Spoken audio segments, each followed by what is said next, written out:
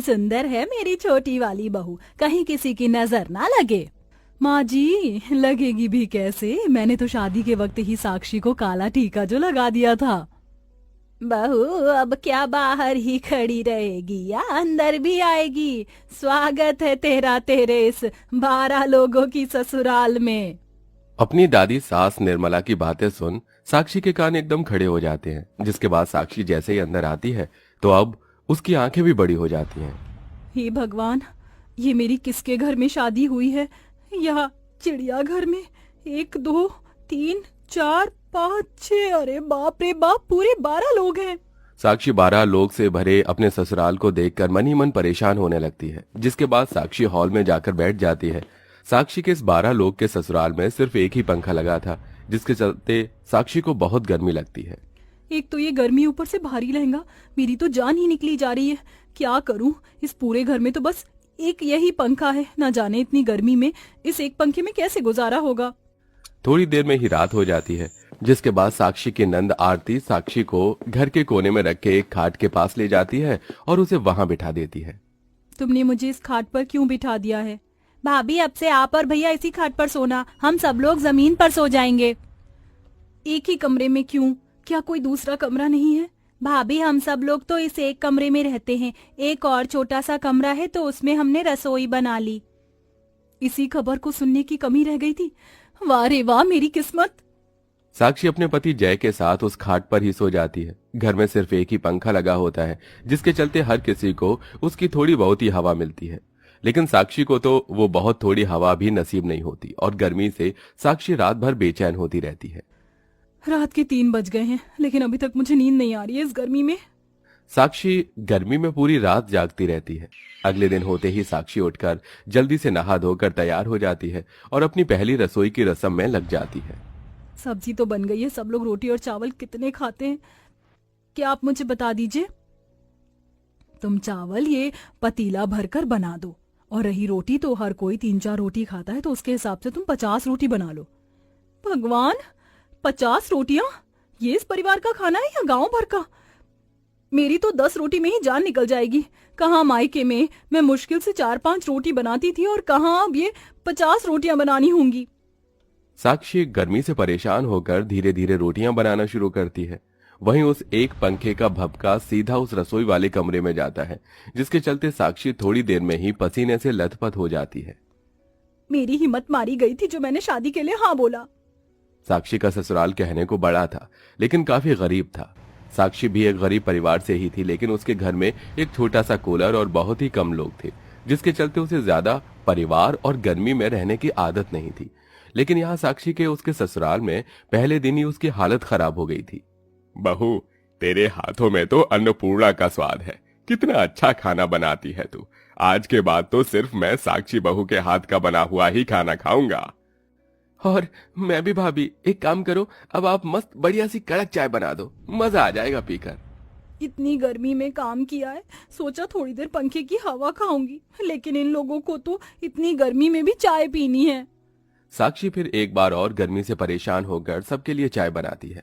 सभी हॉल में बैठकर चाय पीते हैं, जिसके चलते साक्षी को कहीं पर भी पंखे के नीचे बैठने की जगह नहीं मिलती और ऐसे ही रात हो जाती है। लेकिन आज की रात भी साक्षी को नींद नहीं आती। बस अब बहुत हुआ, अब मैं इस गर्मी को और बर्दाश्त नहीं करूंगी। मैं चली बाहर सोने के लिए, कम से कम बाहर की हवा से तो चैन की नींद आएगी मुझे। साक्षी पंखे की हवा न मिलने की वजह से गुस्से में बाहर आंगन में सोने के लिए चली जाती है, लेकिन आंगन में हवा लगने की बजाय साक्षी को मच्छर काटने लगते हैं, जिसके चलते बेचारी फिर से अंदर आ जाती है। आज तो मैंने समय से सारा काम खत्म कर दिया, अब जल्दी से इस पंखे के नीचे सो जाती हूँ। रात को ना सही कम से कम दिन में तो नींद नसीब हो। साक्षी जैसे ही पंखे के नीचे सोती है, तभी वहां उसका दादा ससुर प्रकाश आ जाता है। अरे बहू, साक्षी बहू, मेरे लिए जल्दी से 5 रोटियां और सिल पर पिसी हुई लाल मिर्च और लहसुन की चटनी बना दे। बेचारी साक्षी गर्मी में फिर रसोई में जाती है और रोटियां बनाकर चटनी पीसने लगती है। जिस तरह से आज ये चटनी पिस रही है, एक दिन देखना ये सभी लोग मुझे भी पीस देंगे। साक्षी का एक कमरे का ससुराल होने की वजह से ना ही तो उसे ठीक से पंखे की हवा मिल पा रही थी और ना ही 2 मिनट के लिए भी प्राइवेसी। सॉरी भाभी, मुझे पता नहीं था कि आप कपड़े बदल रही हो। आरती, तुम्हें दरवाजा खटखटा कर आना चाहिए था। क्या भाभी, आप तो ऐसे कह रही हो जैसे ये बहुत बड़ा बंगला हो और इसके अंदर ढेरों 4 कमरे हों। अरे एक ही तो कमरा है, उसके अंदर भी क्या खटखटा कर आना। आरती की बात सुन साक्षी को गुस्सा तो बहुत आता है, लेकिन वो उससे कुछ नहीं कहती और ऐसे ही कुछ दिन और गुजर जाते हैं। अच्छा हुआ सभी आदमी बाहर चले गए और ये भी आज कीर्तन में गई हुई है। अब आराम से सो सकती हूँ। साक्षी जैसे ही उस पंखे की हवा में सोने के लिए जाती है तो तभी उसकी जेठानी के दोनों बच्चे रोहन और दीप्ति घर में खेलने कूदने लगते हैं, जिसकी आवाज के चलते साक्षी की नींद खराब होने लगती है। एक तो इतने दिनों बाद दिन में नींद मिल रही है और तुम दोनों हो के उसे भी मुझसे छीन रहे हो। बाहर जाकर खेलो, यहाँ क्यों खेल रहे हो? चाची बाहर बहुत गर्मी है, इसलिए हम तो नहीं खेलेंगे। अगर आपको सुने तो आप बाहर चली जाओ। मन तो कर रहा है इन पिद्दी भर के बच्चों को उठाकर बाहर फेंक दूं, लेकिन क्या करूं, मजबूर हूं। साक्षी अपना गुस्सा कंट्रोल करती है और उन दोनों से कुछ नहीं कहती। सुनिए जी, अब इस 12 लोगों के ससुराल में एक पंखे में मैं नहीं सो सकती। कहीं से भी एक और पंखा लेकर आइए ना। साक्षी तुम जानती भी हो, ये एक पंखा भी हम लोग कितनी मुश्किल से लेकर आए थे। 8 महीने तक हमने इस पंखे की किश्त भरी थी। बस कुछ समय की और बात है, फिर गर्मी का मौसम तो चला ही जाएगा। गर्मी का मौसम है तो क्यों, मैं भी चली जाऊंगी एक दिन इसी गर्मी में।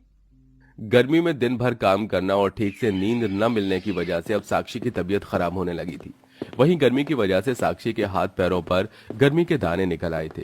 साथ ही साथ अब धीरे धीरे उसके शरीर में पानी की कमी भी होने लगी थी।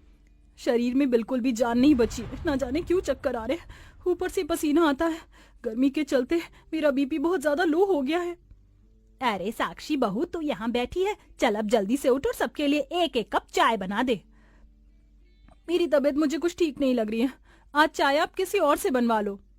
तो जैसी चाय तो इस घर में कोई भी नहीं बना सकता।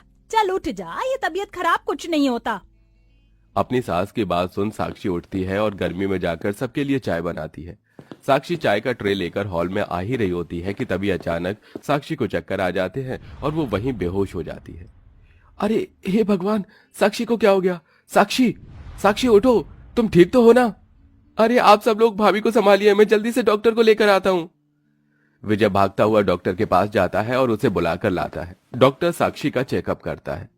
डॉक्टर, क्या हुआ साक्षी को? वो ऐसे अचानक बेहोश कैसे हो गई? आप लोग इतनी लापरवाही कैसे कर सकते हैं? आप देख नहीं रहे, इनके पूरे शरीर पर गर्मी के दाने निकल आए हैं। इतने छोटे से घर में आप इतने लोग रहते हैं और आपके घर में सिर्फ एक ही पंखा है। गर्मी के चलते इनके शरीर में काफी कमजोरी आ गई है। इन्हें हम ग्लूकोज चढ़ा रहे हैं।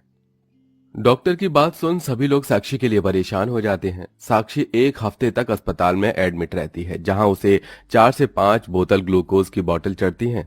साक्षी की ऐसी हालत देखकर सबको बहुत दुख होता है। आप सब लोग माने ना माने, लेकिन आज जो भी साक्षी बहू की हालत है उसके जिम्मेदार हम हैं। हमने सोचा जैसे हमें एक साथ एक पंखे के अंदर गुजारा करने की आदत पड़ गई है, वैसे ही साक्षी बहू को भी पड़ जाएगी, लेकिन हम लोग गलत थे। माँ जी बिल्कुल ठीक कह रही हैं, वो बेचारी हमेशा परेशान होती रही और हम उसे नजरअंदाज करते रहे। साक्षी ने मुझसे कहा भी था, लेकिन मैंने उसकी बातों को सुना नहीं। अगर सुन लेता तो आज मेरी साक्षी की ऐसी हालत नहीं होती। भैया आप कुछ भी करिए, लेकिन भाभी के लिए पंखा लेकर आइए। आरती की बात सुन और साक्षी की हालत देख घर में सभी लोग अब थोड़े थोड़े पैसे मिलाते हैं, जिससे जय एक फर्राटेदार पंखा लेकर आता है, जिसकी हवा के सामने बैठकर साक्षी को काफी अच्छा लगता है। साक्षी बहू, हमें माफ कर देना, हमारी वजह से तेरी इतनी बुरी हालत हो गई थी। इसमें आप लोगों की कोई गलती नहीं है, ये सब तो बस गर्मी की वजह से हुआ था। लेकिन अब देखिए हमारे घर में कितना अच्छा पंखा आया है। अब हम में से किसी को भी कभी गर्मी से परेशान होने की कोई जरूरत नहीं होगी। अब साक्षी के साथ साथ सभी लोग फर्राटेदार पंखे और छत पर लगे पंखे की हवा में आराम से रहते हैं, जिससे अब ना ही तो किसी को गर्मी लगती है और ना ही किसी को कोई परेशानी होती है। साथ ही साथ साक्षी भी अपने इस 12 लोगों की ससुराल में खुशी खुशी रहती है।